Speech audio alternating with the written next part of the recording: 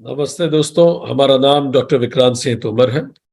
Project self and corporation USA, Bharat, United consciousness, TCF की तरफ से आप सभी का हार्दिक स्वागत है। दोस्तों, हम लोग योग सूत्र सीरीज का अध्ययन कर रहे हैं।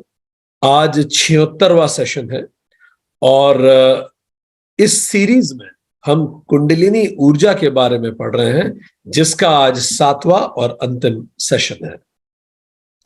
आज से पहले हमने बात की 5 प्रमुख चक्रों पे। पिछले सेशन में हमने बात की थी विशुद्ध चक्र पे। आज के सेशन में हम चर्चा करने जा रहे हैं आज्ञा चक्र और सहस्त्रार चक्र पे। महर्षि पतंजलि ने योग सूत्र में सूत्र नंबर 33 में उल्लेख किया है, प्रतिभाद्य सर्वम।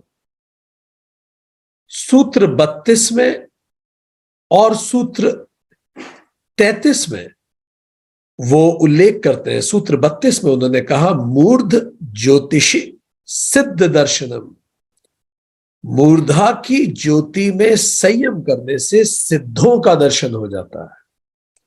और सूत्र 33 में उन्होंने कहा, प्रातिभाद सर्वम, अथवा प्रतिभ ज्ञान से सब कुछ व्यक्ति जान लेता है, योगी जान लेता है। यहां वो प्रतिभ ज्ञान से आज्ञा चक्र को रिप्रेजेंट कर रहे हैं और मूर्ध ज्योतिषी से ब्रह्म रंध्र को रिप्रेजेंट कर रहे हैं। तो आज सूत्र 33 और 32 इन दोनों पे हम चर्चा करेंगे। सूत्र 34 पे पहले ही चर्चा हो चुकी है। तो दोस्तों, हमने पिछली सीरीज में जहां विशुद्ध चक्र पे चर्चा की थी, आज आज्ञा चक्र पे बात होगी। जहां विशुद्ध चक्र मूल रूप से एक्सप्रेशन था, जो जाना है उसको एक्सप्रेस करना, to know and to express. जब एक बार व्यक्ति को ज्ञान हो जाता है, वो जान लेता है, वो उसको एक्सप्रेस करना शुरू करता है। इसके बाद आज्ञा चक्र, जैसे शब्द से ही प्रतीत होता है, आज्ञा का शाब्दिक अर्थ होता है कमांड, टू कमांड। अब जब वो ज्ञान है हमारे पास, उस ज्ञान को हम एक्सप्रेस कर पा रहे हैं, तो when a person will start expressing, स्वाभाविक रूप से उसका कमांड उस पे स्वयं पर भी होगा और दूसरों पर भी होगा। तो आज्ञा चक्र का अर्थ है, आज्ञा का अर्थ है जो कमांड करे, स्वामी हो। किसका स्वामी? जैसे स्वामी शब्द से ही प्रतीत होता है, स्वयं का स्वामी, जो अपने 6 रिपु को जीत ले, जो अपने 6 आंतरिक शत्रुओं को जीत ले, काम, क्रोध, ईर्ष्या, बैर, अहंकार, इन सबको जो जीत ले, वो स्वामी। तो आज्ञा चक्र के जागृत होते ही व्यक्ति स्वामी होता है खुद का। और इस स्थिति में अब वो जो भी कमांड करेगा वो होना चालू होगा। उसके वचन वरदान हो सकते हैं और उसके वचन श्राप हो सकते हैं। इस कदर सिद्धि आज्ञा चक्र के जागृत होने से मिलती है। आज्ञा चक्र का स्थान आईब्रो के 1 इंच ऊपर, यहां जहां पुरुष तिलक और महिलाएं बिंदी लगाती हैं। इसी का उल्लेख भगवान कृष्ण भगवत गीता में कहते हैं, अध्याय 6 में, भ्रू मध्य में ध्यान लगा। अर्जुन को कहते हैं, यदि तुझे अपने आप को विकसित करना है, खुद को जानना है, तो भ्रू मध्य में ध्यान लगा। 50 साल के ऊपर की उम्र में आज्ञा चक्र के सक्रिय होने की संभावनाएं बढ़ जाती है, क्योंकि आप पूरा जीवन देख चुके होते हो। अगर आप सार्थक और सजग रूप से जीवन से गुजरे हैं, तो आपको इस जीवन का वर्तुल समझ में आएगा, इसका चक्र समझ में आएगा, ये माया समझ में आना चालू होगी।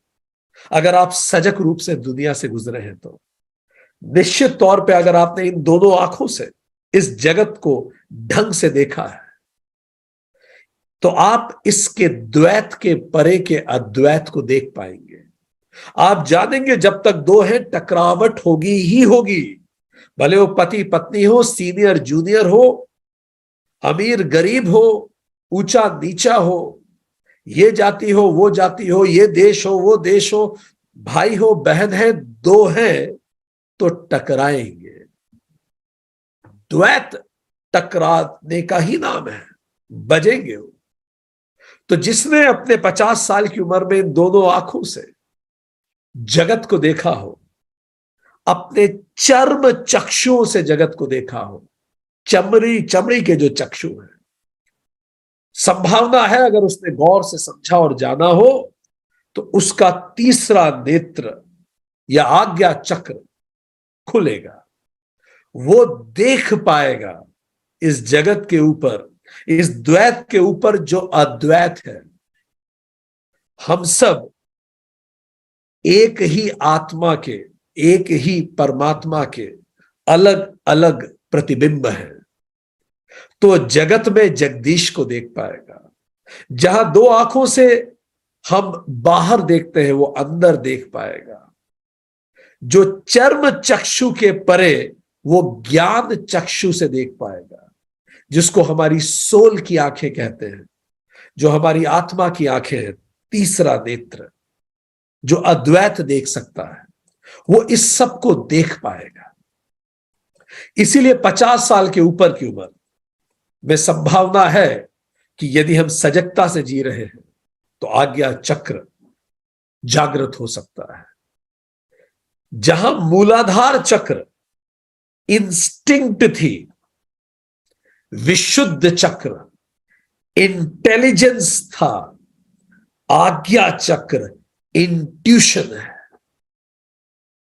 जहां मूलाधार चक्र चर्म चक्षु से देखता है, चमड़ी की आंखों से, विशुद्ध चक्र मनोचक्षु से देखता है, मन और बुद्धि की आंखों से, पर आज्ञा चक्र ज्ञान चक्षु से देखता है, ज्ञान की आंखों से। तो हर चीज को देखने के 3 नजरिए होते हैं।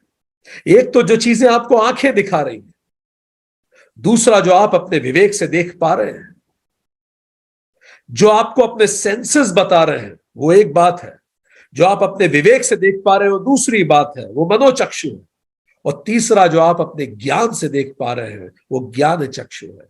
किसी ने आपको कुछ भद्दी बातें कही, आपके कान ने बताया ये कर्ण प्रिय नहीं है, ये बुरी बातें थी जो उसने कही।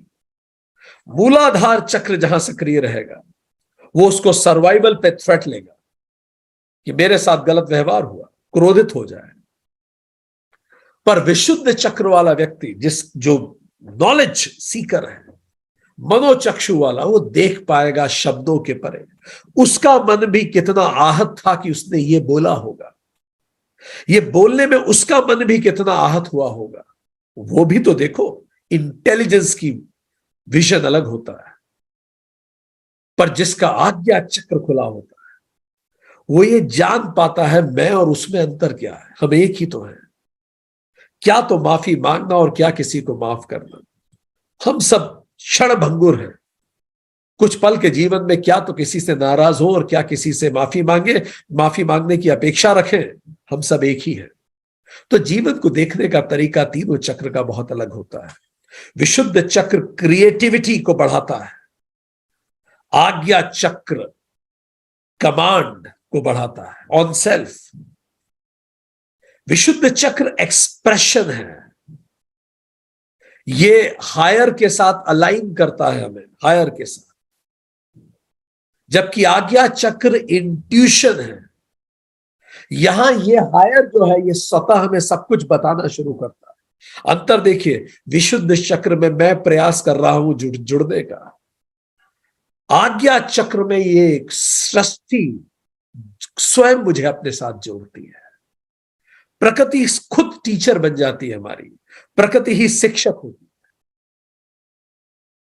आप जैसे माता पिता से परिचय कराती है व्यक्ति का, इसी प्रकार प्रकृति स्वयं पुरुष से परिचय कराती है।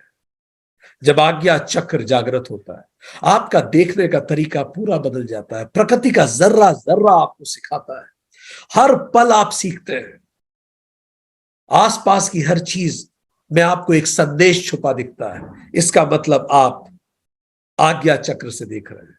आप रेलवे स्टेशन पे खड़े हो, आप बस स्टैंड पे खड़े हो, आप खाना बना रहे हो, आप झाड़ू पोछा कर रहे हो, आप नौकरी कर रहे हो, आप जो कर रहे हो चारों तरफ से आपको आध्यात्मिक संदेश मिलने लगता है। हर चीज आपको दिखाती है, कुछ आध्यात्मिक संदेश देती है। जैसे रामकृष्ण परमहंस जी, वो देखते हैं कि वो जो बकरी होती है वो मैं करती है, पर फाइनली जब उसकी मृत्यु के बाद उसकी चमड़ी निकालने के बाद उस चमड़ी से जब उससे धागा बनाना चालू होता है, उससे अलग अलग रेशे बनते हैं, और जब रेशों को मथा जाता है तो हम आवाज निकलती है। तो ये देख के रामकृष्ण परमहंस सोचते हैं, देखो अहंकार की क्या हालत होती है। फाइनली इसकी मुक्ति तभी हुई जब वो मैं से हम पे पहुंचा। हर तरफ संदेश मिलना चालू होते हैं जब आज्ञा चक्र विकसित हो चुका होता है, जब आज्ञा चक्र खुलता है। इसीलिए हमारे पूर्वजों ने यहां बिंदी लगाने, इसका महत्व जाना सदियों पहले, जिसको आज आधुनिक मनोविज्ञान, आधुनिक विज्ञान पीनियल ग्लैंड के नाम से जानता है। इसी को पीनियल ग्लैंड कहते हैं, इसी को आज का विज्ञान VMPFC कहता है, ventro medial pre frontal cortex. इसी को मॉडर्न ब्रेन कहा जाता है, जिसको आज का न्यूरो साइंसेस इंटेलिजेंस ब्रेन कहता है, इंट्यूटिव ब्रेन कहता है। उसी का महत्व हमारे पूर्वजों ने हजारों साल पहले जाना। गुरुकुल सिस्टम में केवल उन्हीं लोगों को यहां तिलक लगाया जाता था जिनका आज्ञा चक्र खुला होता था। तो चंदन, गीले चंदन का जब तिलक लगाया जाता था तो यहां का सेंसेशन से वो दिन भर अपने आज्ञा चक्र के माध्यम से ही दुनिया को देखते थे, ताकि उनका ध्यान पूरी तरह से अल्टीमेट रियलिटी पे रहे, सुप्रीम रियलिटी पे रहे, एक अलग दृष्टि से उस पूरी दुनिया को देखें। अब आज्ञा चक्र का मुख्य यूटिलिटीज क्या है? पहली यूटिलिटी, क्या यूटिलिटी है? पहली, we realise we are not पांच महाभूत। हम रियलाइज करते हैं जब ये खुल जाता है आज्ञा चक्र, तो हम रियलाइज करते हैं हम पंच महाभूत नहीं, हम इनसे बियॉन्ड हैं। इसीलिए आज्ञा चक्र का जो एलिमेंट है वो पांच तत्व नहीं है, वो एलिमेंट महत है। तत्वातीत हो जाता है व्यक्ति, पंच महाभूतों के बियॉन्ड हो जाता है। जहां तक पांच भूत है वो अलग अलग हो तो उनमें जीवन नहीं है, इसलिए उन्हें शव कहा जाएगा। पर जैसे ही पंच महाभूत आत्मा से जुड़ जाते हैं तो शिव हो जाता है। सो व्यक्ति जैसे इन महाभूतों के परे होता है, आत्मा से जुड़ता है, वो भूत से भूतनाथ हो जाता है। तो आज्ञा चक्र हमें भूतनाथ बनाता है, शिव से शव से शिव बनाता है। इसीलिए जैसे ही हम शिव बनते हैं, दूसरी यूटिलिटी इसकी क्या है? हम बिगर पिक्चर देखने लगते हैं। We see the bigger picture आज्ञा चक्र से। बिगर पिक्चर का मतलब हम बड़ा दृष्टिकोण से इस दुनिया को देखते हैं, वृहद दृष्टिकोण हो जाता है। हम दुनिया को गुड और इविल में डिवाइड नहीं करते, ये अच्छा है ये बुरा है।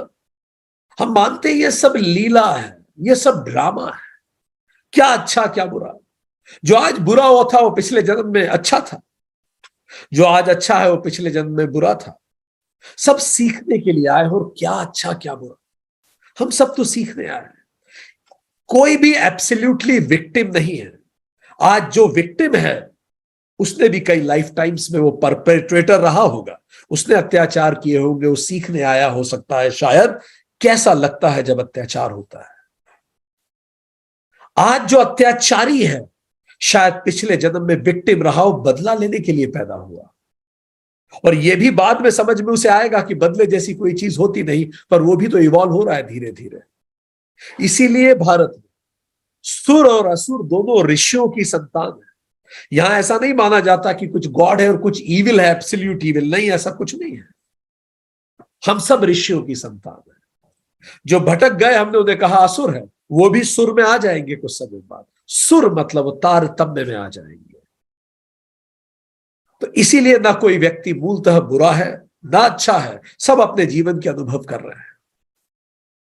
यह बात दिखने लगती है, और जैसे ही दिखने लगती है डिजायर्स लिमिटेड होने लगती है। बदला लेने की डिजायर, कुछ कर गुजरने की डिजायर, बहुत पैसा कमाने की डिजायर, नाम बनाने की डिजायर, पावर की डिजायर, जब ये बड़ा ड्रामा समझ में आने लगता है तो डिजायर कम होने लगती है। तीसरा नेत्र खुलने लगता है तो अपने आप कामदेव भस्म हो जाते हैं। कामदेव कौन है? रति के पति। रति कौन है? संसर्ग की देवी।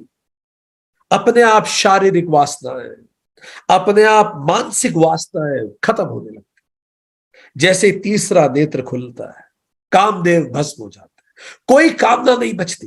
क्यों? कामदेव भस्म होकर राख बन जाते हैं।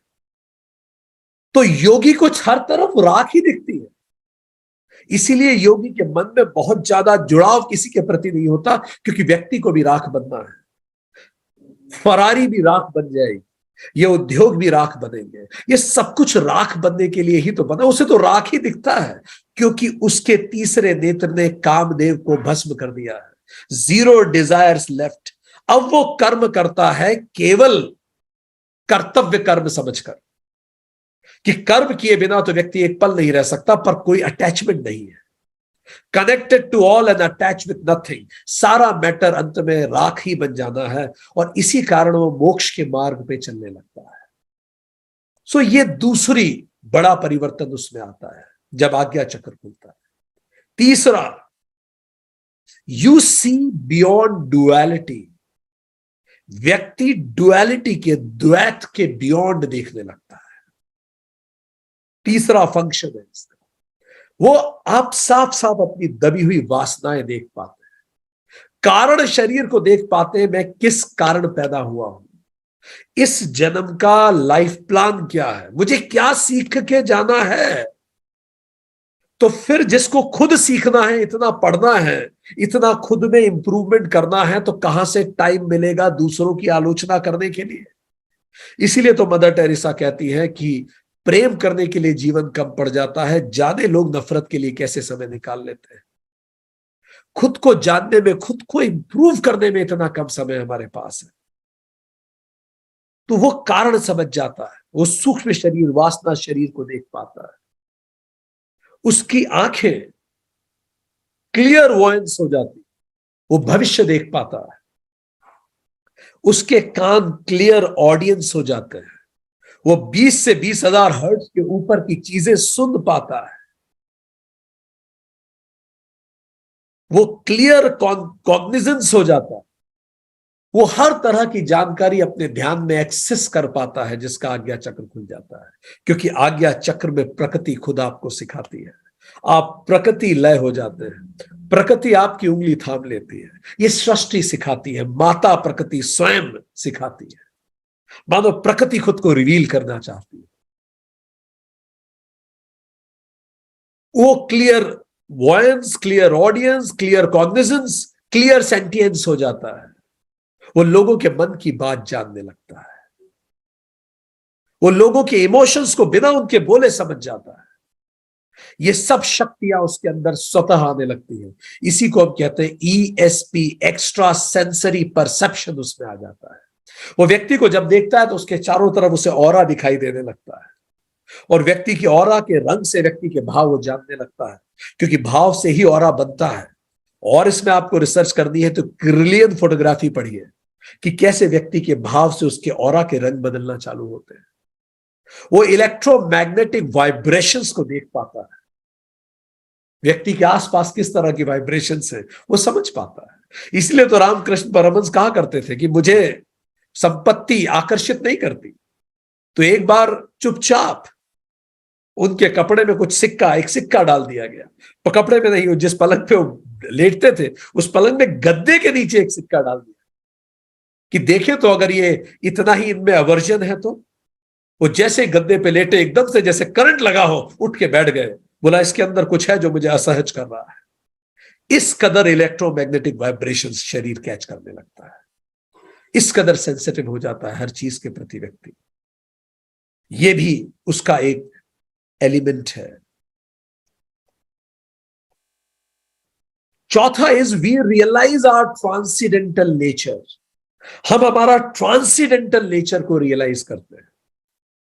ट्रांसीडेंटल मतलब we are not human beings having spiritual experience, we are spiritual beings having human experience। इस बात का व्यक्ति को हर समय ध्यान रहता है, जन्म से मृत्यु तक वो ध्यान रखता है कि मैं केवल यहां एक्सपेरिमेंट करने आया हूं और मेरा वास्तविक स्वरूप शुद्ध आत्मा है। ट्रांसेंडेंट नेचर को रियलाइज करने लगता है। इसी कारण, इसी समय, इसी को कहा जाता है मुक्त त्रिवेणी। ये एक त्रिवेणी है। भारत में जो बाहर दिखता है वो शरीर के अंदर भी है। ये ही एक मुक्त त्रिवेणी है। त्रिवेणी कैसे? इडा पिंगला नाड़ी सुषुम्ना नाड़ी से यही मिलती है आके वापस। इस जगह एक त्रिवेणी बनती है, मुक्ति की त्रिवेणी, जो हमें मुक्त कर देती है इस जगत की लीला से। हम हमारे ट्रांसेंडेंटल नेचर को जान जाते हैं, और जब हम इस ट्रांसेंडेंटल नेचर को जान जाते हैं तो ये नेचर फिर हमें बांधता नहीं है, हम इसके बाहर हो जाते हैं। अब बात करें इसके एलिमेंट के बारे में। आज्ञा चक्र का एलिमेंट हमने आपको बताया महत एलिमेंट है। ये पांचों तत्व के परे है। हम भूतातीत हैं, भूतनाथ बनने को अग्रसर है। तो यहां जो एलिमेंट है वो पांचों भूत में से कुछ नहीं, महत। महत मतलब यूनिवर्सल इंटेलिजेंस। प्रकृति खुद उंगली पकड़ के सिखाती है, जैसे भगवान बुद्ध ने प्रकृति में सीखा था, भगवान महावीर ने प्रकृति में सीखा था, भगवान नानक ने प्रकृति में सीखा था। ये सब प्रकृति में चले गए, प्रकृति खुद इन्हें सिखाती थी। लाओ त्से ने प्रकृति में सीखा था, पत्ता गिरता था वो सिखाता था, नदियां सिखाती थी, पानी सिखाती थी। भगवान दत्तात्रेय ने प्रकृति में सीखा था। तो यूनिवर्सल इंटेलिजेंस महत है। यह एलिमेंट जागृत होता है, विवेक जागृत होता है। विवेक का मतलब अनरियल से रियल पृथक होकर दिखने लगता है। जैसे हंस होता है, परमहंस, पानी और दूध अलग अलग हो जाता है। क्या माया है और क्या यथार्थ है साफ साफ दिखने लगता है। इसका मतलब प्रकृति खुद उंगली पकड़ के पुरुष के पास ले जाती है और व्यक्ति अर्ध नारीश्वर बनने लगता है। अर्ध नारीश्वर का अर्थ क्या है? प्रकृति जब पुरुष में मिल जाती है, आधी प्रकृति माता, आधी पिता। अर्ध नारीश्वर, जिसको हम पार्वती और शिव के रूप से चित्रण करते हैं। तो इसका तात्पर्य यह प्रकृति खुद पुरुष से मिला देती है। मुक्ति की त्रिवेणी है। ईडा पिंगला सुषुम्ना में मिल जाती है, सुषुम्ना में मिल जाती, एक साथ हो जाती। ईडा पिंगला सुषुम्ना में मिल जाती है, प्रकृति पुरुष में मिल जाती है। इसीलिए हम अर्धनारीश्वर की उपासना करते हैं कि हे प्रभु, मुझे शक्ति दे कि मैं अपनी प्रकृति को जान के पुरुष से एकाकार हो सकूं, अद्वैत हो जाऊं, एक हो जाऊं। अर्धनारीश्वर समस्त स्त्रैन जो गुण है और जो पुरुष, जो मैस्कुलाइन गुण है, वो ऊर्जाएं आपस में मिल जाती है। इसका मतलब जैसे ही आज्ञा चक्र जागृत होता है, अब जेंडर नहीं बचता कुछ। ईडा पिंगला मिल गई यहां आके, स्त्री पुरुष का भेद समाप्त हो जाता है। बुद्ध से पूछो, कोई अभी दौड़ के गया, एक स्त्री यहां से दौड़ के गई, बताओगे कहां गई? तो बुद्ध ने कहा कि कोई तो गया, ये मैंने देखा। स्त्री थी या पुरुष, मैंने ध्यान नहीं दिया। बिल्कुल ऐसे ही ध्यान दीजिए जब बच्चे छोटे होते हैं, 4-5 साल के होते हैं, तब उनमें जेंडर रूपी गुण प्रकट नहीं होते प्रॉपरली। एक छोटे से बच्चे के लिए स्त्री पुरुष सब समान होते हैं। बस व्यक्ति वैसे ही हो जाता है जैसे ही आज्ञा चक्र खुलता है। न स्त्री पुरुष के जेंडर में आप उसे बांट नहीं सकते। वो बच्चे के लिए सब एक जैसा है। बच्चे के लिए दोस्त होता है, वो उसको स्त्री पुरुष की तरह नहीं देखता जो नर्सरी में जाता है। छोटे छोटे बच्चे, ऐसा व्यक्ति हो जाता है जब आज्ञा चक्र खुलता है, जेंडर के परे होता है। इसीलिए जीसस ने कहा, kingdom of heaven belongs to those who are child like.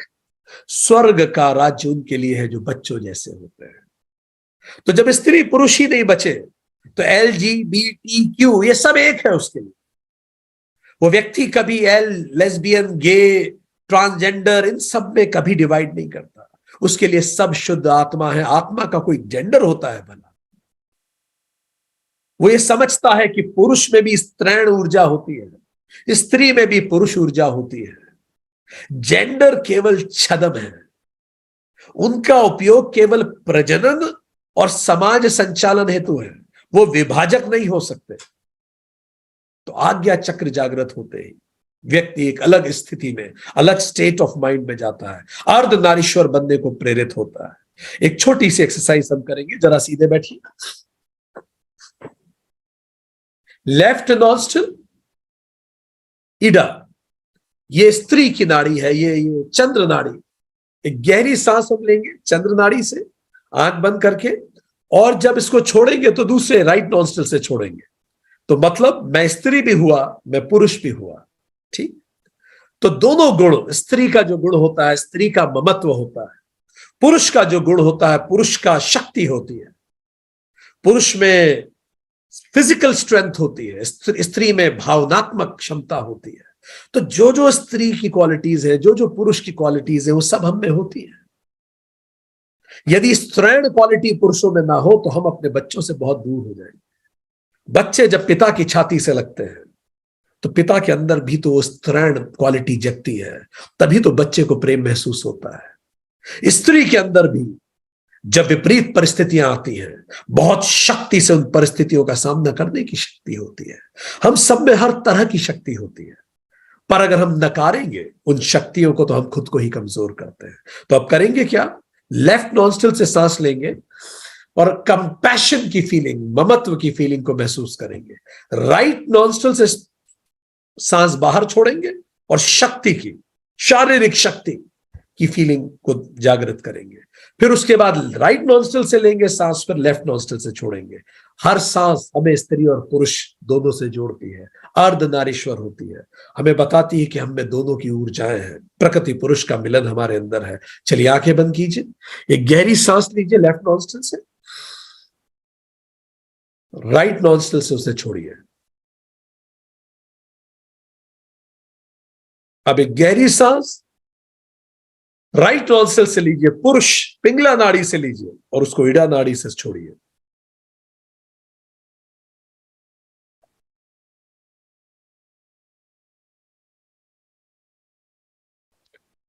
और अब एक गहरी सांस दोनों नॉस्ट्रिल से एक साथ लीजिए, और जैसे आप एक साथ नॉस्ट्रिल से लेते हैं तो मन में अर्ध नारीश्वर की कल्पना कीजिए।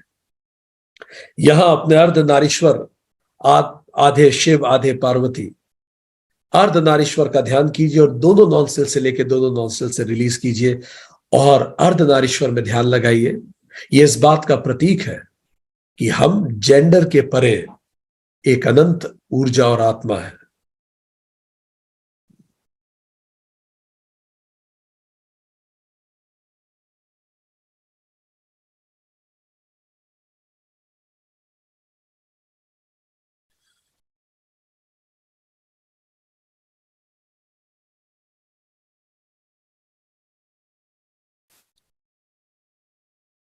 बहुत अच्छा।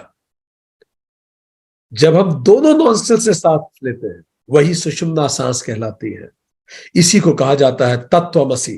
कोई जेंडर नहीं, तत्वमसी, इसलिए ब्राह्मण का कोई जेंडर नहीं होता। यू आर दैट, ऐसा नहीं है यू आर ही और यू आर शी। परमात्मा का कोई जेंडर नहीं होता। तो इस तरह से हमने एक जाना कि किस तरह से कौन से एलिमेंट्स होते हैं जो प्रभावित करते हैं आज्ञा चक्र को। अब हम जानेंगे कि आज्ञा चक्र, what does it stand for, ये किस चीज का प्रतीक है। आज्ञा चक्र प्रतीक है कमांड का। कमांड आप करते हैं, एक्स्ट्रा सेंसरी परसेप्शन। आप आंख कान से, पांचों इंद्रियों से, पांचों इंद्रियों के बियॉन्ड देख पाते हैं। तीसरा, आप बिग पिक्चर देख पाते हैं, वृहद दृष्टिकोण। चौथा, आप विजनरी होते हैं, भविष्य को समझ पाते हैं।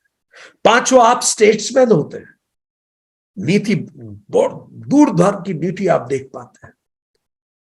छठा, आप में फार साइटेडनेस, आप दूर तक देख पाते हैं। सातवां, आप इंट्यूटिव होते हैं, इंट्यूशन आपका बहुत मजबूत होता है। आठवां, इनर सेंसेस आपके जागृत हो जाते हैं, आप आंख बंद करके भी महसूस देख सकते हैं। नवा, क्लियर वॉयंस होता है, आप जो दृश्य है उसके परे देख पाते हैं। दसवां, आप डीपर लाइफ एक्सपीरियंसेस को समझ पाते हैं। ग्यारहवां, आप अथॉरिटेटिव होते हैं, आप जो कहते हैं व्यक्ति उसे फॉलो करता है। बारहवां, आप में बहुत हाई इंटीग्रिटी होती है। तेरहवां, आप रिलायबल होते हैं। चौदहवां, आप इंस्पायर करते हैं लोगों को। पंद्रहवां, आप में विजडम होती है। विजडम, वास्तव में पांडित्य आप में होता है।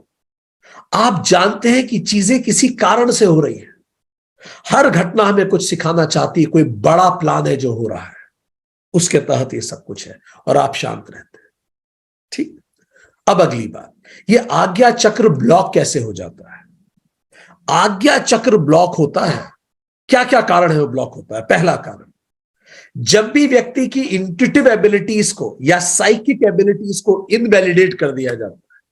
कई लोग होते हैं जिनका आज्ञा चक्र विकसित होने लगता है, वो इंट्यूटिवली उनको महसूस होने लगता है क्या होने वाला है, क्या हो रहा है धीरे धीरे, पर जब वो किसी को बताते हैं तो समाज या लोग उसको इनवैलिडेट करने लगते हैं।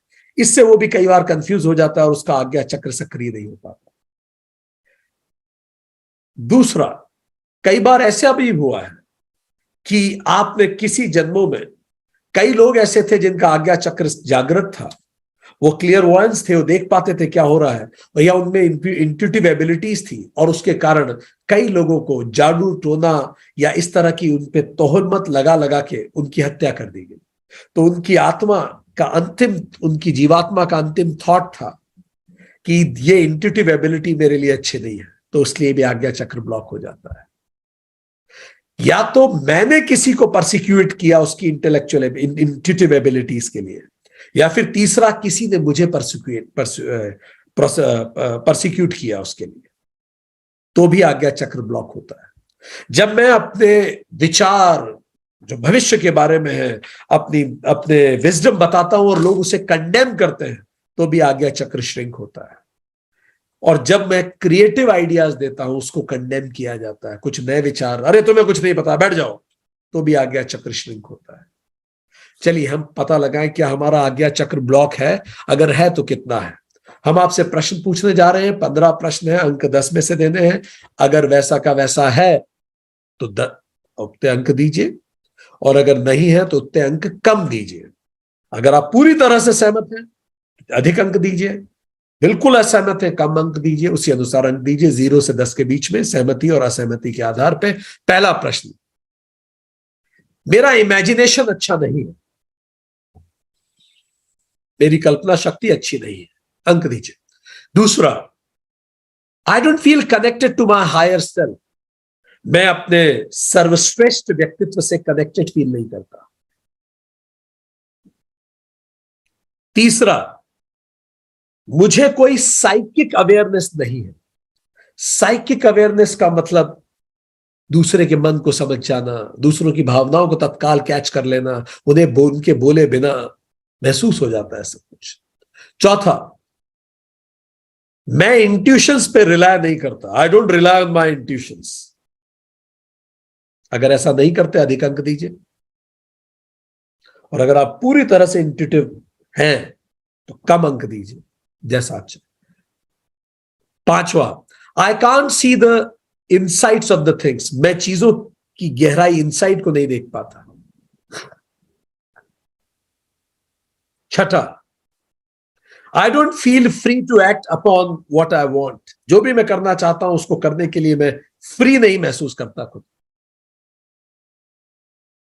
सातवां, I feel afraid of saying what my intuitions are, मेरे जो इंट्यूशंस होते हैं वो किसी को बताने में मुझे डर लगता है। आठवां, मेरी याददाश्त कमजोर है।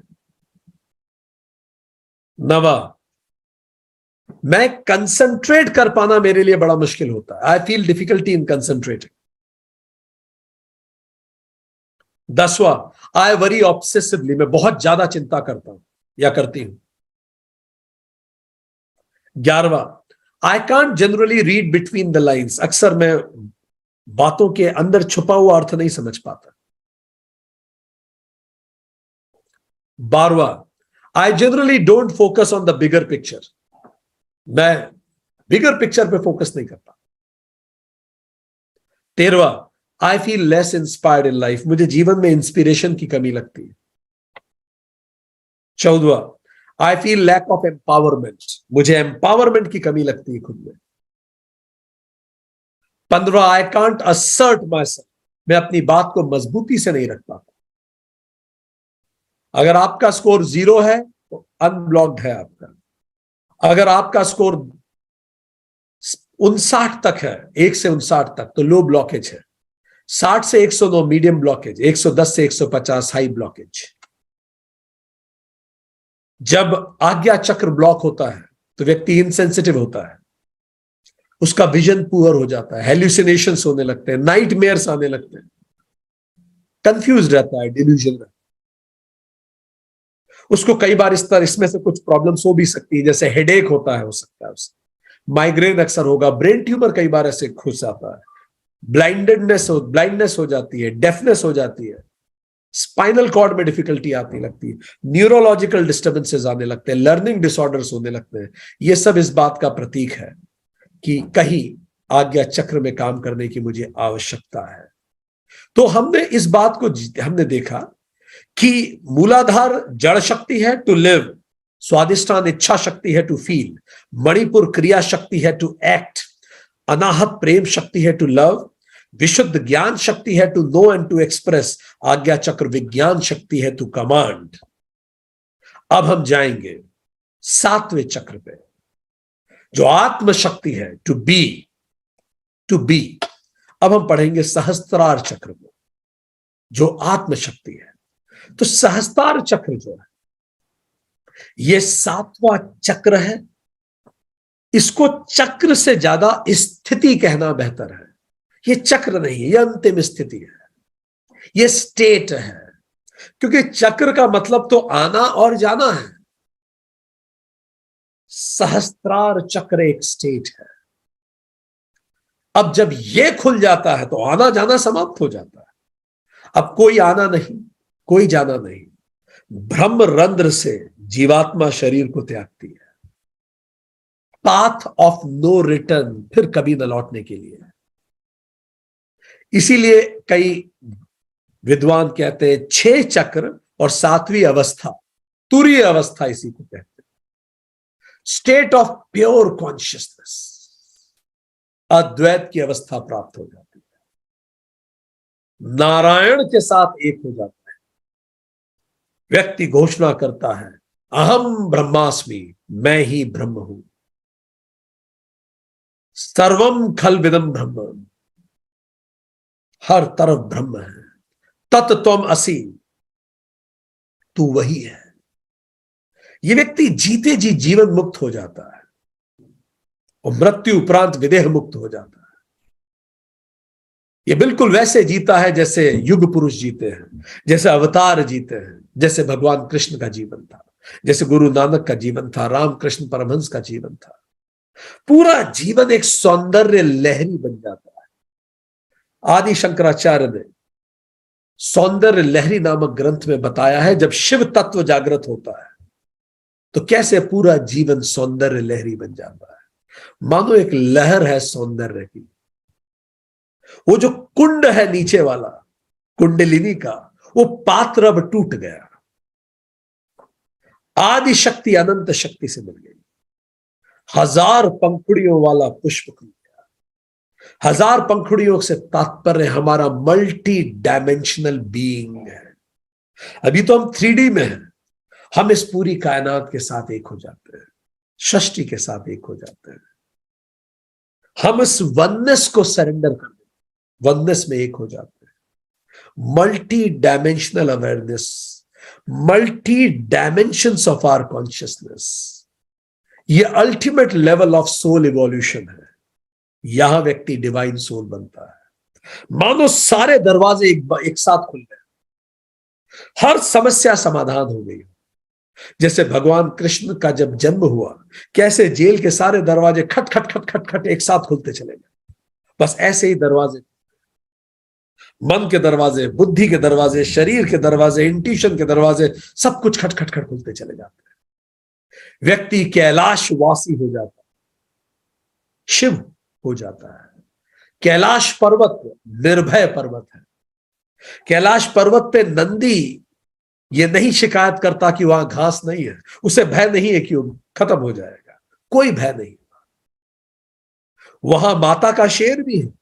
नंदी ये नहीं कहता कि शेर मुझे खा जाएगा। किसी को किसी से भय नहीं, सब एक दूसरे में उस परम को देख पाते हैं। भगवान कार्तिकेय के मोर से भगवान शिव के सर्प को कोई भय नहीं है कि मोर मारेगा मुझे।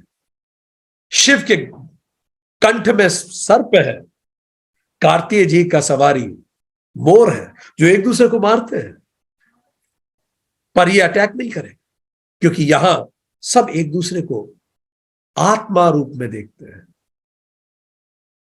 वो जो चूहा है, गणेश जी का जो वाहन है, उसे भी कोई भय नहीं कि ये सांप उसे खा लेगा।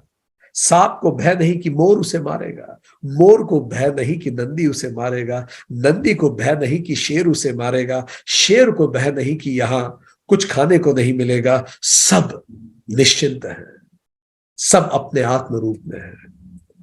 इसी स्थिति को सहस्त्रार स्थिति कहते हैं।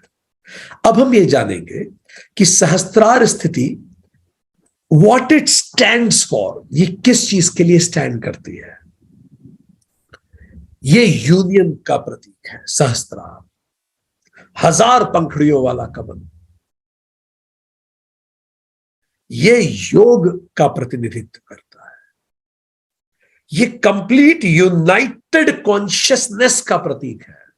इसलिए आपने अपनी यूनाइटेड कॉन्शियसनेस में जो आपने कमल देखा है, ये कमल सहस्त्रार का ही प्रतीक है। और उसके अलग अलग रंग हमारे अलग अलग व्यक्तित्व के डायमेंशंस हैं।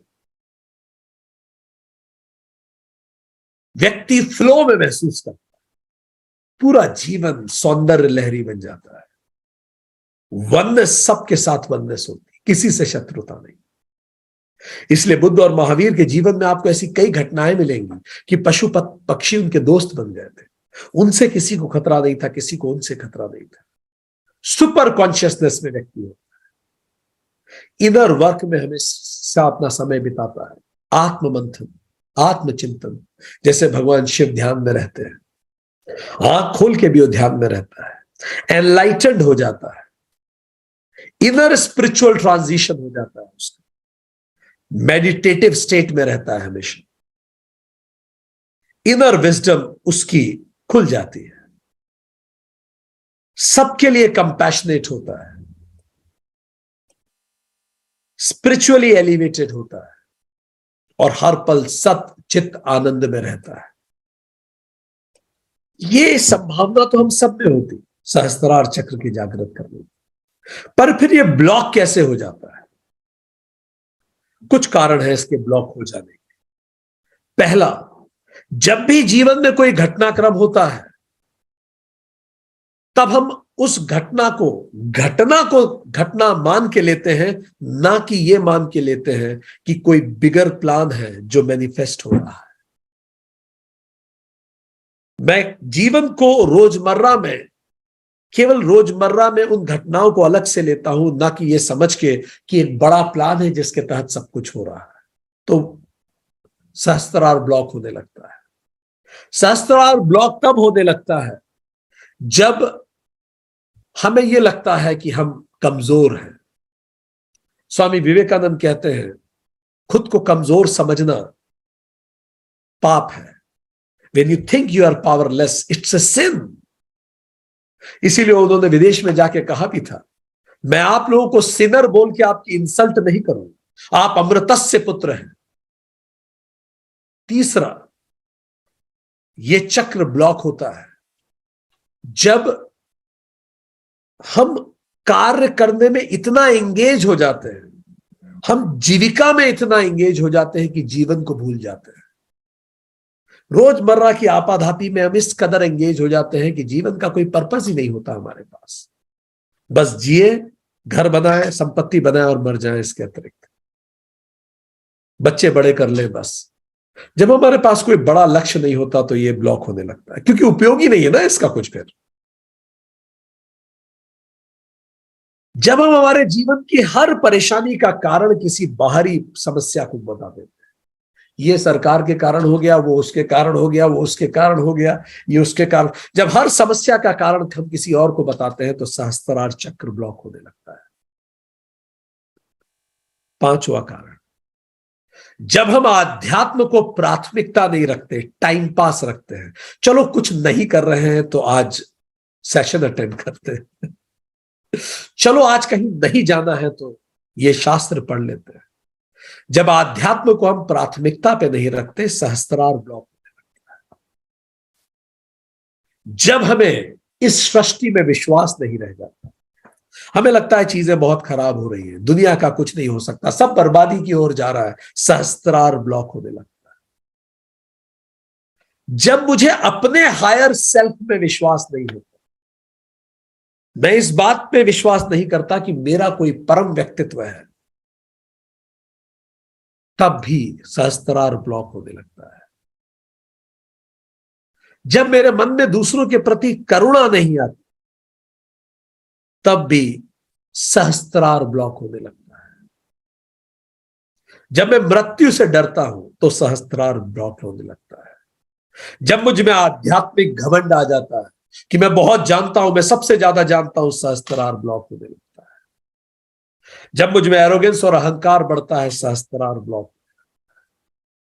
जब मुझ में स्पिरिचुअल स्केप्टिज्म बढ़ता है कि नहीं ऐसा कुछ नहीं है, जब मैं बिना जाने चीजों को, आध्यात्मिक चीजों को नकार देता हूं बिना जाने, ये ब्लॉक होने लगता है। जब मैं बहुत ज्यादा भौतिकता की तरफ बढ़ता हूं, सहस्त्रार ब्लॉक होने लगता है। जब मैं एक्सेसिवली डे ड्रीम करता हूं सेक्सुअल थॉट्स पे, सहस्त्रार ब्लॉक होने लगता है। और जब मैं मेरे आध्यात्मिक अनुभवों को अक्सर गलत समझता हूं, जो अनुभव आध्यात्मिक नहीं है उन्हें आध्यात्मिक समझता हूं, और जो आध्यात्मिक है उन्हें आध्यात्मिक नहीं समझता, सहस्त्रार ब्लॉक होने लगता है। चलिए अब हम आपसे 20 प्रश्न पूछें, वही क्राइटेरिया है, आप अंक दीजिएगा। बिल्कुल वैसा है तो अधिक अंक, बिल्कुल वैसा नहीं है तो कम अंक, और उसके बाद हम देखेंगे क्या हमारा सहस्त्रार ब्लॉक्ड है। पहला प्रश्न, 10 में से अंक आपको देने हैं, मैक्सिमम मार्क्स 10 है। अगर आप बिल्कुल सहमत हैं तो 10 में से 10 दीजिए, थोड़ा कम, और बिल्कुल असहमत है तो 0।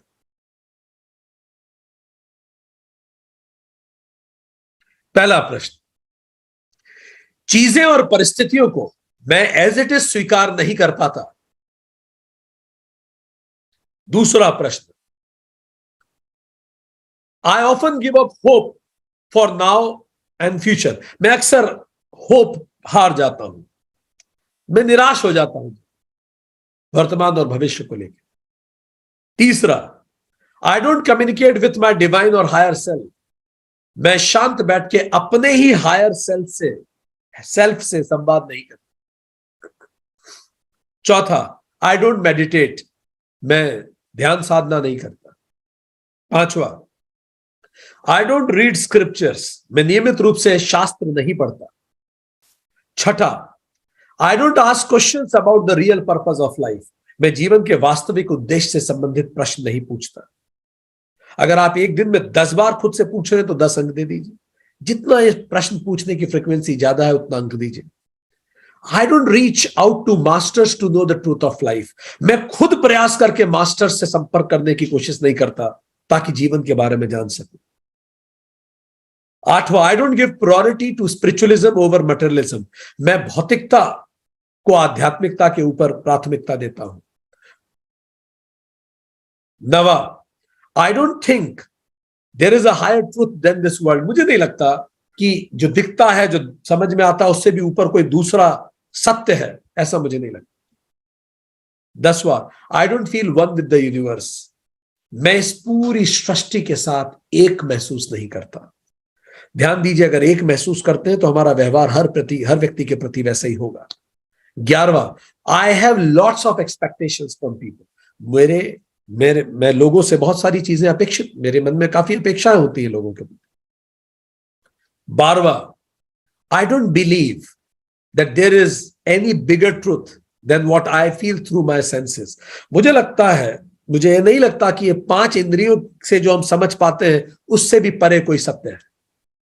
मुझे ऐसा नहीं लगता कि 5 इंद्रियों से जो हम समझते हैं उससे भी परे कोई सत्य है। 13वां, I don't surrender to the bigger plan when I fail. जब मैं असफल हो जाता तो मैं ये मान के शांत नहीं हो पाता कि कोई बिगर प्लान है।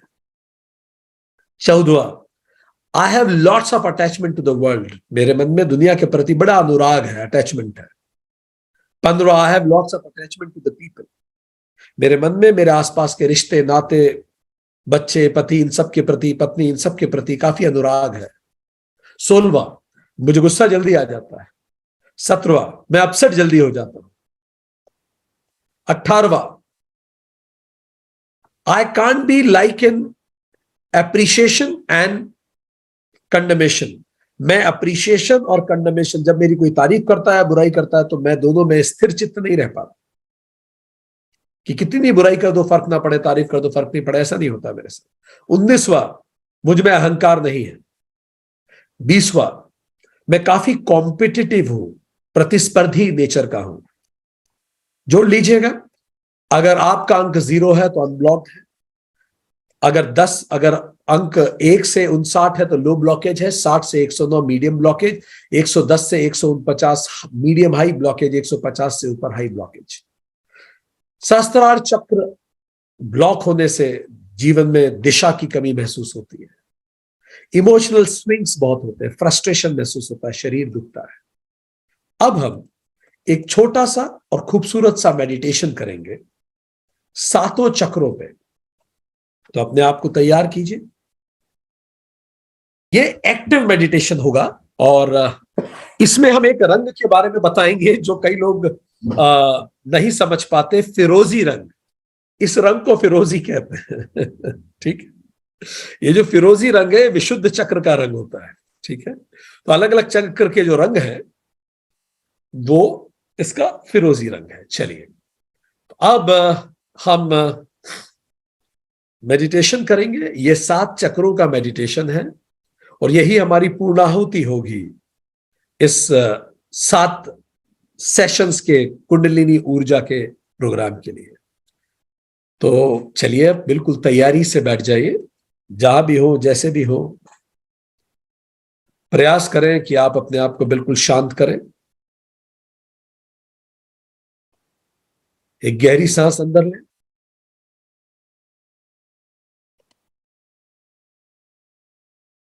बाहर छोड़ें।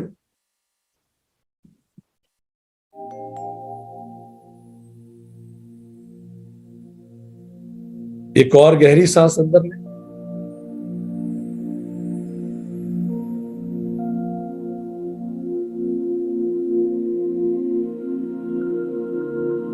बाहर छोड़ें।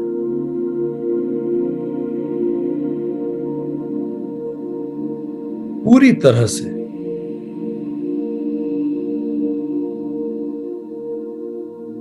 शांत हो जाए।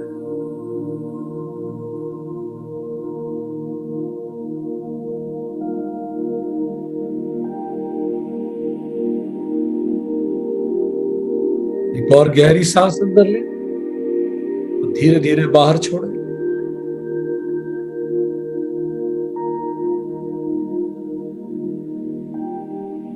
अपने आराध्य को ध्यान में लाकर मनी मन कहे, हे प्रभु, आपको साक्षी मान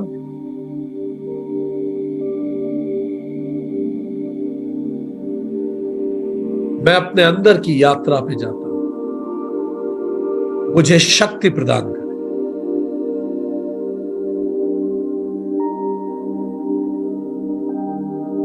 मेरे अंदर की चिर अनंत यात्रा की ओर में जाता हूं।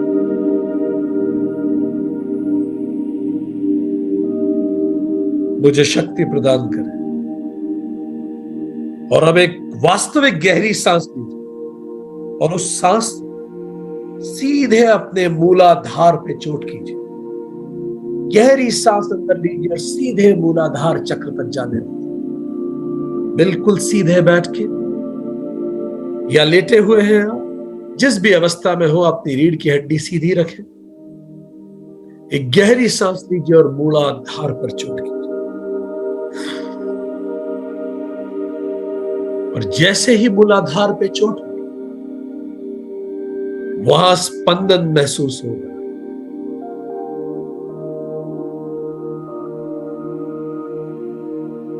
एक और गहरी सांस लीजिए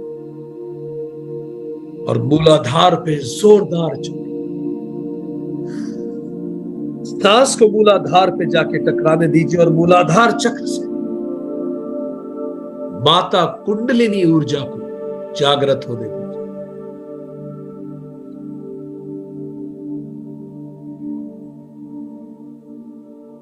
और अब कुंडलिनी माता को नमन करके कहिए, हे माता, आप जागृत हो और मुझे अपने स्वरूप का ज्ञान कराएं। पूरे मन से अपने मूलाधार में स्थित कुंडलिनी माता को याद करें, अपनी आदि शक्ति को याद करें और फिर से कहें कि हे माता, मुझे शक्ति दे कि मैं अपने स्वभाव को जान सकूं।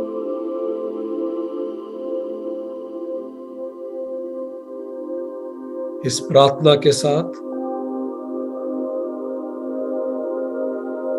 एक और गहरी सांस लें और अब आप जब सांस लेंगे तो एक 4 पंखुड़ियों वाला कमल आपको मूलाधार चक्र में दिखेगा। रीढ़ की हड्डी के थोड़े से नीचे गुदाद्वार के पास एक लाल रंग का 4 पंखुड़ियों वाला कमल धीरे धीरे खिलता हुआ, हर गहरी सांस से वो कमल और खिलता जा रहा।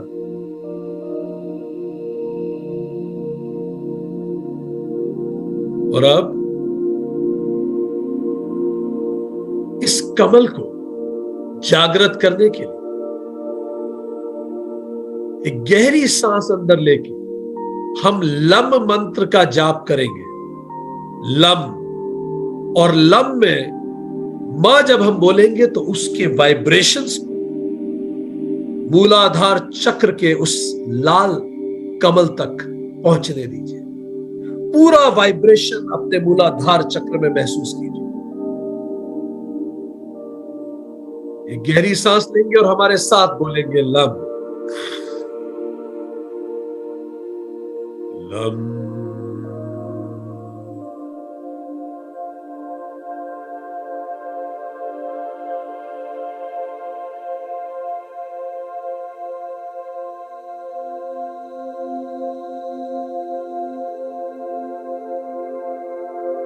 एक बार और गहरी सांस लेंगे और अब जब हम लम बोलेंगे तो कुंडलिनी ऊर्जा को ऊपर उठता हुआ महसूस कीजिए। रीढ़ की हड्डी से सुषुम्ना नाड़ी से होते हुए ऊपर उठती हुई, सुषुम्ना नाड़ी से ऊपर उठती हुई कुंडलिनी ऊर्जा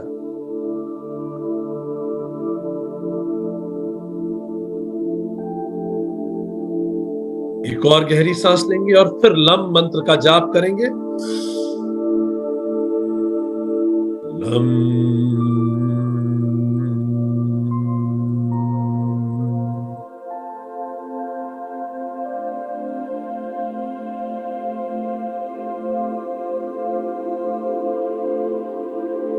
रीढ़ की हड्डी से सुषुम्ना नाड़ी से ऊपर उठती हुई कुंडलिनी ऊर्जा। अब पूरा ध्यान अपने लाल रंग के 4 पंखुड़ियों वाले कमल पे रखते हुए मनी मन ये शब्द हमारे साथ दोहराइए। मैं अपने शरीर को जैसा है वैसा स्वीकार करता हूं। पूरे मन से, पूरी ईमानदारी से स्वयं को स्वीकार कीजिए। मैं अपने जेंडर को, अपने लिंग को जैसा है वैसा स्वीकार करता हूं।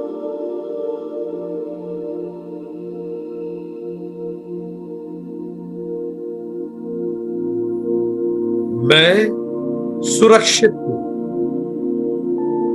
योग्य हूं और समृद्ध हूं। I am safe, I am वर्दी, आई am the child of abundance.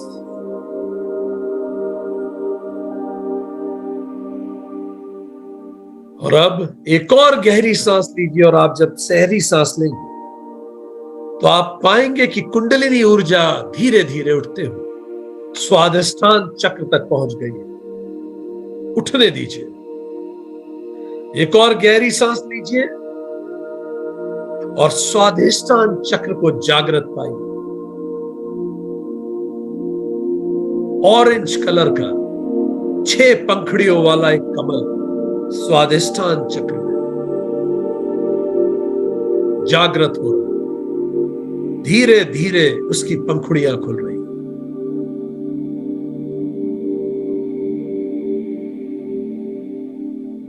एक और गहरी सांस लीजिए अपने स्वादिष्ठान चक्र में, और जैसे ही आप स्वादिष्ठान चक्र में चोट करेंगे ये कमल और वाइब्रेट होने लगे और उसके साथ कुंडलिनी ऊर्जा और ऊपर उठने लगे। जैसे ही आप गहरी सांस अंदर लेते हैं कुंडलिनी ऊर्जा ऊपर उठती है। स्वादिष्ठान चक्र जो आपकी नाभि के थोड़ा नीचे है, वहां एक ऑरेंज कलर का भगवा रंग का एक कमल 6 पंखुड़ियों वाला खिल रहा है।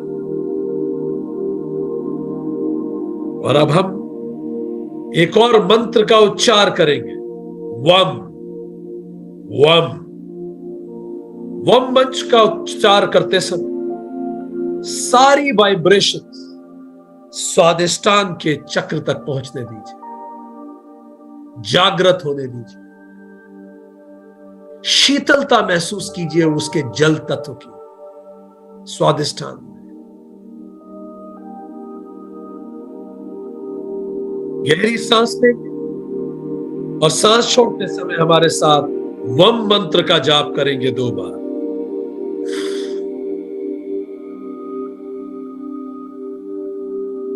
वम।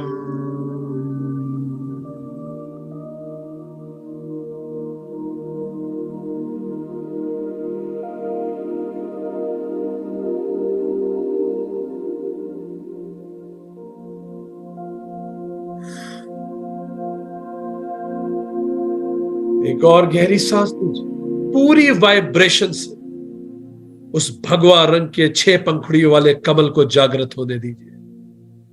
वो वाइब्रेशन को वहां महसूस कीजिए, जल तत्व की शीतलता को महसूस कीजिए। एक और गहरी सांस लेंगे और वम मंत्र का जाप करेंगे।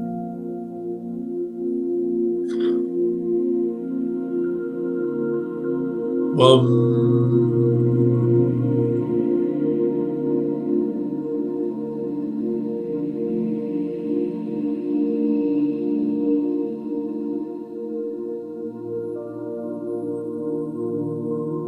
बहुत सुंदर। और अब पूरी जागृति और पूरे मन के साथ कहिए, इन 6 पंखुड़ियों वाले कमल पर ध्यान करते हुए, I accept my feelings as they are.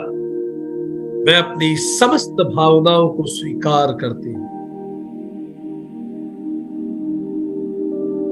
I accept my desires as they are. मैं अपनी समस्त कामनाओं को स्वीकार करता हूं।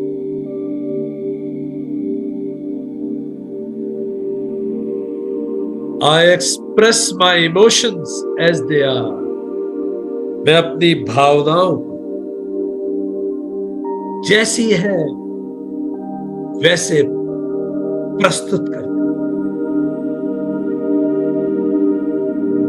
I am free to think. I am free to connect. मैं सोचने के लिए स्वतंत्र हूं। मैं जुड़ने के लिए स्वतंत्र हूं।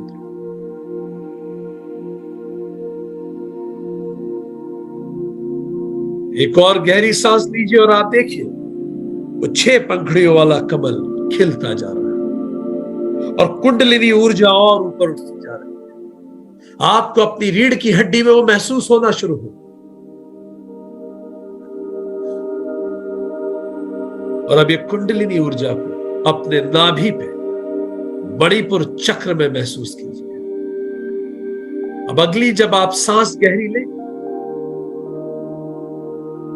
तो सांस लेते समय अपनी नाभि को फूलने दीजिए, और सांस छोड़ते समय नाभि को अंदर जाने दीजिए, और महसूस कीजिए उस अग्नि की ज्वाला को जो आपकी नाभि में है। एक 10 पंखुड़ियों वाला पीले रंग का कमल उस अग्नि ज्वाला में है, जो मेरी नाभि में। एक गहरी सांस ली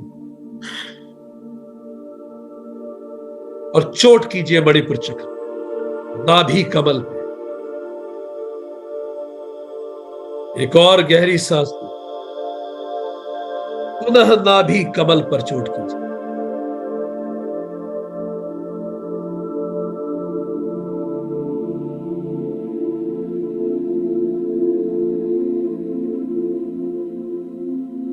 बहुत अच्छा।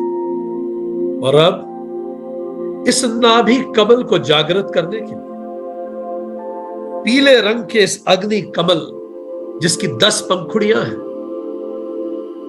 इसको जागृत करने के लिए हम रम मंत्र का उच्चारण करेंगे।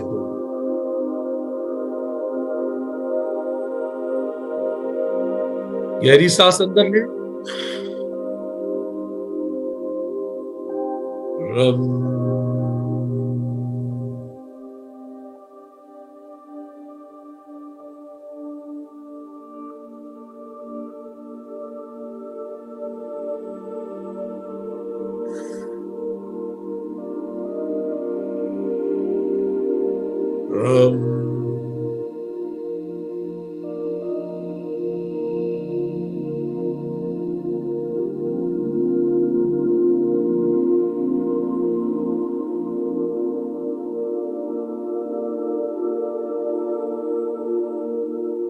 और अब उस पीले अग्नि चक्र, अग्नि कमल पर ध्यान देते हुए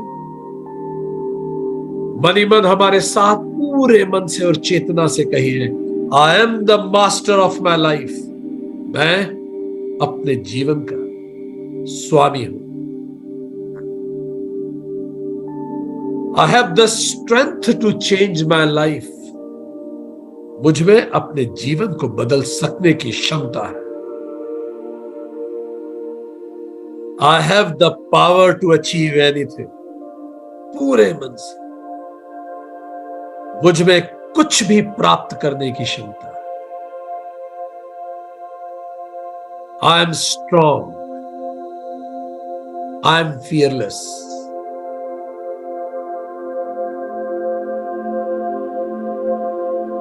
मैं मजबूत हूं, सक्षम हूं और निर्भय हूं। इस अग्नि कमल को खिलता हुआ देखिए और रीढ़ की हड्डी में कुंडलिनी ऊर्जा और ऊपर उठती। एक और गहरी सांस लीजिए और कुंडलिनी ऊर्जा को और ऊपर उठने। अब ये हृदय चक्र तक, अनाहत चक्र तक पहुंच गई। और गहरी सांस, और जैसे आप अंदर सांस लेंगे कुंडलिनी ऊर्जा और ऊपर उठ के अनाहत चक्र तक पहुंच जाए। हृदय चक्र,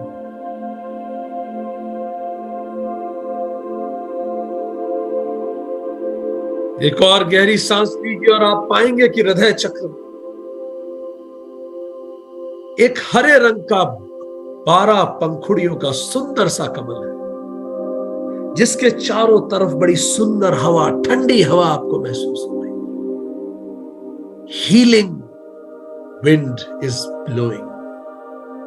ऐसी हवा जो है, अपने हृदय में उस हवा को महसूस करें। भर जाने दीजिए उस हवा को अपने हृदय से। अपने हृदय को उस हवा से भर जाए और वहां हृदय में हरे रंग का 12 पंखुड़ियों वाला एक कमल खिलने दीजिए। एक और गहरी सांस लीजिए और जैसे ही आप सांस लेंगे वहां वायु प्रसारित हो, और आपका हृदय कमल 12 पंखुड़ियों वाला हरा रंग का कमल खिलने लगा। उस ब्लिस को महसूस कीजिए, उस शांति को महसूस कीजिए। और अब अपने हृदय चक्र पर ध्यान केंद्रित करते हो। हम हृदय चक्र का मंत्र यम कहेंगे और यम कहते समय सारा वाइब्रेशन, सारी तरंगे उस हृदय चक्र में, हृदय कमल में पहुंचने दीजिए। गहरी सांस लीजिए। यम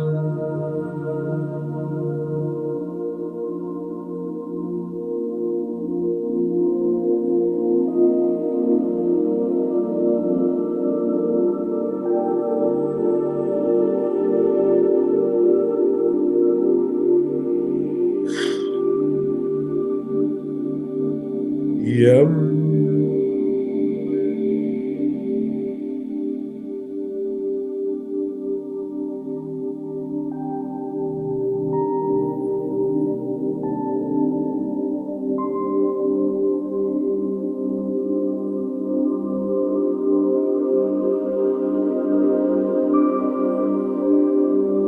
अब आप देखें वो हरे रंग का 12 पंखुड़ियों वाला कमल जो वायु में झूम रहा है आपके हृदय में, वो और प्रफुल्लित हुआ।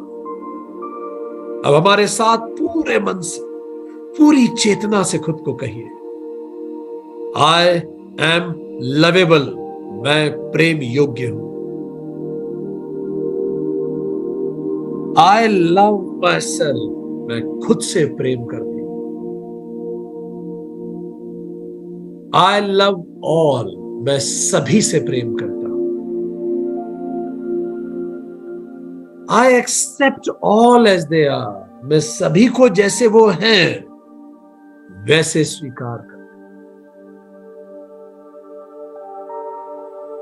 आई accept myself as I am, मैं स्वयं को भी जैसा मैं हूं वैसा स्वीकार कर।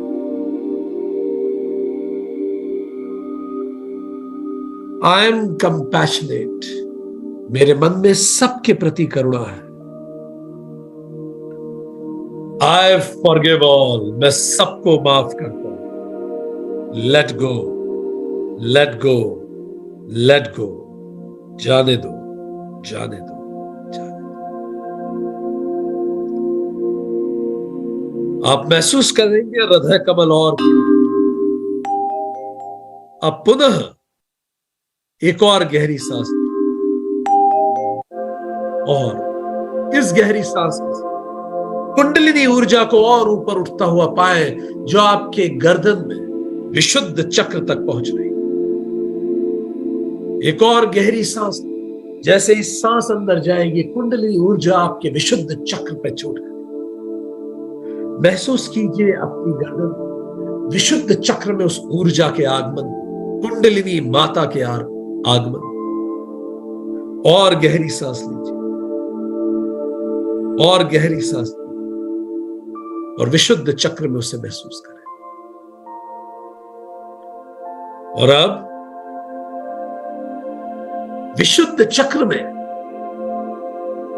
बिल्कुल आपके गले की एडम्स एप्पल के नीचे, गले के बीचों बीच एक फिरोजी रंग का 16 पंखुड़ियों वाला कमल को देखिए। यह आकाश कमल है। जैसे एक्सप्रेशन अनंत होता है, ऐसे ये स्पेस अनंत है। इस अनंत एक्सप्रेसिव स्पेस में एक 16 पंखुड़ियों वाला फिरोजी कमल खिला, विशुद्ध चक्र का कमल, आकाश तत्व में खिला, आकाश पुष्प। 16 पंखुड़ियों वाला आकाश पुष्प। और अब हमारे साथ 2 बार हम मंत्र का जाप कीजिए और हम के साथ उसकी पूरी वाइब्रेशन अपनी गर्दन में आने दीजिए, ताकि ये चक्र ये कमल और प्रफुल्लित हो जाए। पूरा ध्यान विशुद्ध चक्र पे, आकाश कमल पे, और हम मंत्र का जाप करें। गहरी सांस लीजिए। हम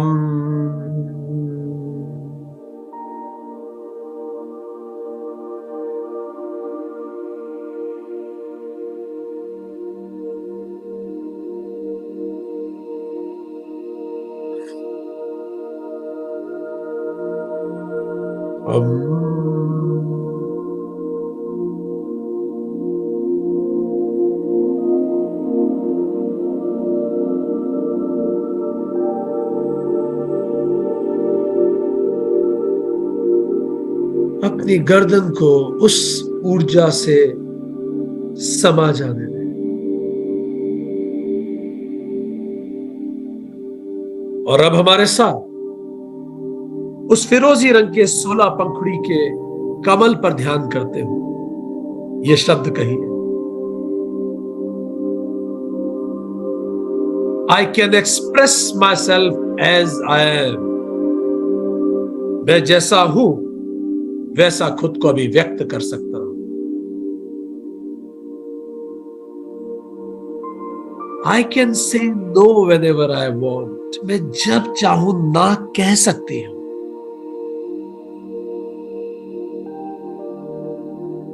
I can talk with confidence. मैं पूरे आत्मविश्वास के साथ बात कर सकता हूं। I am independent. मैं आत्मनिर्भर हूं। I am creative. मैं सृजनात्मक हूं।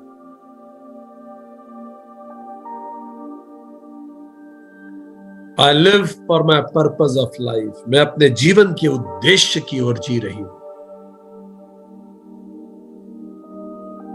और देखिए ये आकाश पुष्प और खिलता है। उसकी ऊर्जा को महसूस कीजिए अपनी गर्दन को हील करते हुए। और अब इसी के साथ एक सांस और गहरी लीजिए और इस कुंडलिनी ऊर्जा को अपने तीसरे नेत्र को भेद देने दीजिए। तीसरा नेत्र, भ्रूमध्य, दिव्य दृष्टि,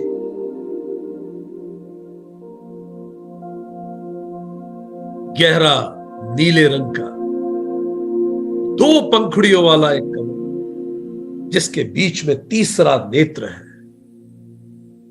आपको अपने भ्रकुटी के मध्य महसूस हो।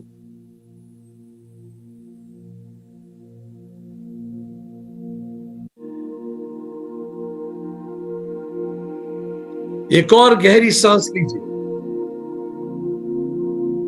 और अपने आज्ञा चक्र को जागृत होने दीजिए। 2 पंखुड़ियों वाला एक कमल जिसके बीच में तीसरा नेत्र है।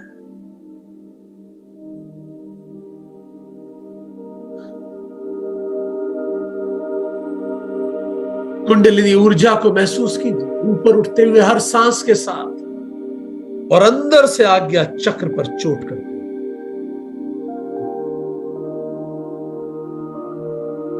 और अब हमारे साथ ओम मंत्र का जाप करेंगे जो आज्ञा चक्र का मंत्र है।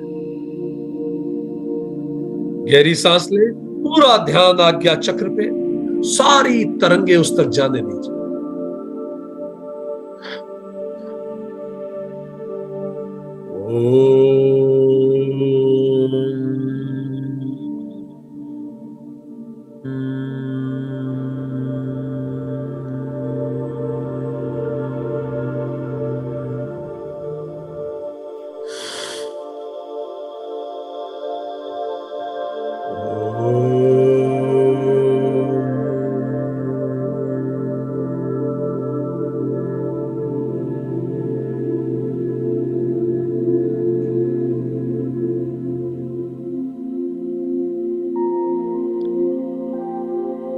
इन वाइब्रेशन से आज्ञा चक्र को धीरे धीरे उस कमल को खिलने दीजिए और आज्ञा चक्र पे ध्यान केंद्रित करके हमारे साथ कहिए, I accept the world as it is, मैं सारी दुनिया को जैसी है वैसी स्वीकार करता हूं पूरे मन से। I witness things as they are, मैं सभी चीजों को जैसी है वैसी स्वीकार करता हूं। I accept my life as it is, मैं अपने जीवन को जैसा है वैसा स्वीकार करता हूं। I accept my journey as it is, मैं अपनी यात्रा को जैसी है वैसा स्वीकार करता हूं। आई सी ऑल एज वन, मैं सभी को खुद से जुड़ा हुआ पाता हूं। I connect with nature, animal and all, मैं प्रकृति पर पुरुष, पशु और सभी से खुद को एक पाता हूं।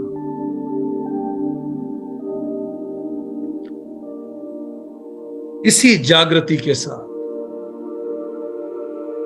अब इस ऊर्जा को ऊपर उठने दें अगली गहरी सांस के साथ, और अपने ब्रह्म रंध्र पर अंदर से चोट करने दें। वो ब्रह्म रंध्र जो 10वां द्वार है, जहां अंतिम पल में हमारी जीवात्मा जहां से बाहर जाए, वो ब्रह्म रंध्र जो हमें पूरी सृष्टि से जोड़ता है। अगली गहरी सांस लीजिए और कुंडलिनी ऊर्जा को नीचे से अंदर से उस ब्रह्म रंध्र पे चोट करने दीजिए। माता कुंडलिनी को, आदि शक्ति को परम शक्ति से मिल जाने दीजिए। सहस्त्रार से एकात्मा हो जाने दीजिए। राधा को कृष्ण से मिल जाने दीजिए। पार्वती को शिव से मिल जाने दीजिए। स्वयं को परम से मिल जाने दीजिए। सहस्त्रार खिल जाने दीजिए। बिल्कुल ब्रह्म रंध्र पे अगली गहरी सांस के साथ एक 1000 पंखुड़ियों वाला, एक गोल्डन चमकता हुआ कमल देखिए जो चमकीला है, 1000 पंखुड़ियों वाला। उस शांति और ब्लिस को महसूस कीजिए। ये ब्रह्मांड पुष्प है, ये ब्रह्मांड पुष्प भी है, ये ब्रह्म पुष्प है, यही ब्रह्म कमल है। 1000 पंखुड़ियों वाला ब्रह्म कमल ब्रह्म रंध्र में खिलता हुआ। और अब हमारे साथ 2 बार ओम का जाप कीजिए, 3 बार ओम का जाप कीजिए। पूरा ध्यान सहस्त्रार चक्र में ब्रह्म रंध्र पे लगा।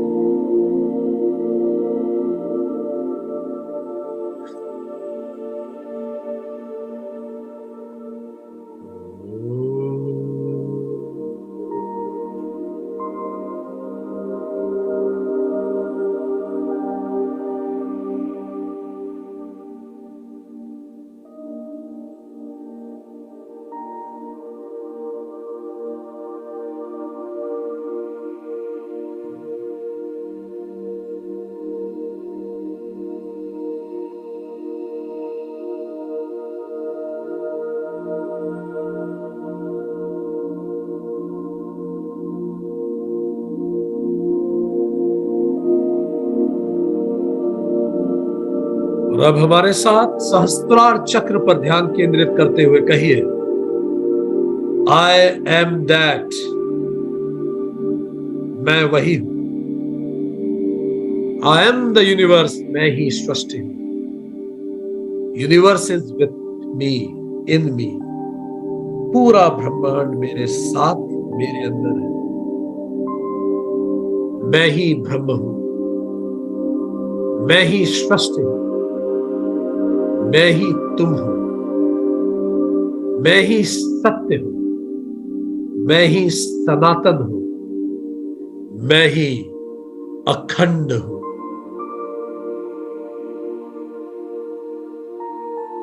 और अब इस कुंडलिनी ऊर्जा को निर्बाध मूलाधार से सहस्त्रार हर सांस के साथ प्रवाहित होने दीजिए और 3 बार हमारे साथ ओम मंत्र का जाप करें। जब सांस अंदर लेंगे तो कुंडलिनी ऊर्जा नीचे जाएगी और जब हम सांस छोड़ के ओम बोलेंगे तो मूलाधार से सहस्त्रार पे चोट करेंगे। सांस अंदर लेंगे, सांस अंदर जाएगी और जैसे ही सांस हम छोड़ेंगे कुंडलिनी ऊर्जा सीधे सहस्त्रार पे चोट करेगी।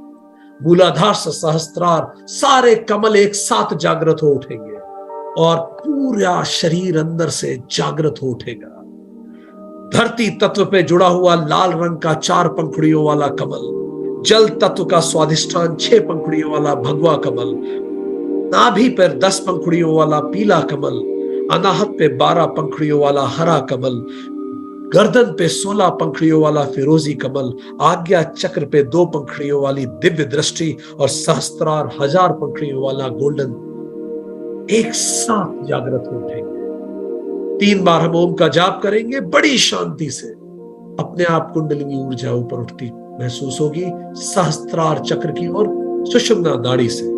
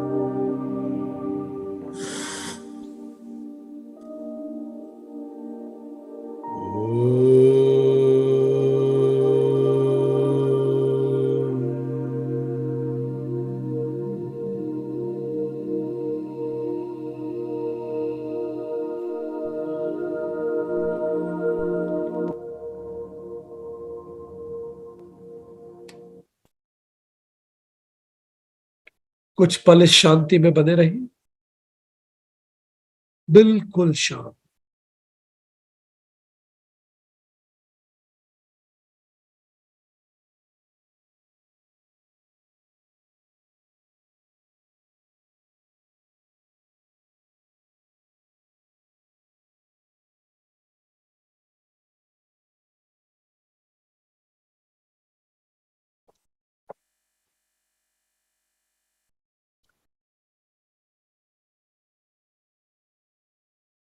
अब आप जब भी तैयार हो धीरे से अपनी आंखें खोल सकते हैं।